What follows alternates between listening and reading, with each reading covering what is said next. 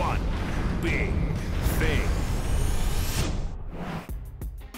At ESPN, we are often accused of beating topics to death. It's fair. There are certain teams who are always going to dominate the conversation. For example, in the NBA, which is the most star-centric league, there are certain players and teams who move the needle and will be treated accordingly. I don't presume I need to list them. You know who they are.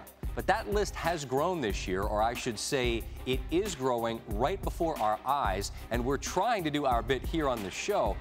But I'm stunned at how little play it has gotten elsewhere. Now, it will inevitably, and it's starting to, because what Isaiah Thomas is doing is outrageous, and he just keeps doing it. Twice this week, we had the Celtics penciled into our A block, which is the start of the show. Twice, it got to about 9 o'clock, and I said to our producer, I don't think we're going to need the Celtics in the A's, and twice, Isaiah Thomas had other ideas.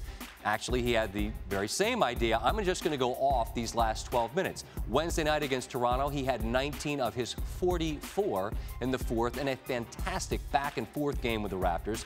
But it's only the second best fourth quarter Thomas has had this week, as he scored 24 of his 41 in a win over Detroit Monday.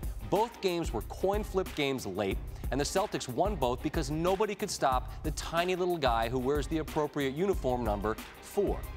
Check out Eric Freeman of Yahoo Sports Ball Don't Lie if you're interested in more specifics and context of what Thomas is doing. I told you here on the show last week that what he's already done is become that superstar who gets his own highlight treatment anytime he plays.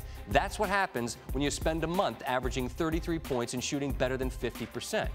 Now, sometimes we can be slow on the uptick in media, late to catch on, but it only took 10 games for Jeremy Lin to get treated like he was one of the Beatles 5 years ago, and he only had one 30-point game.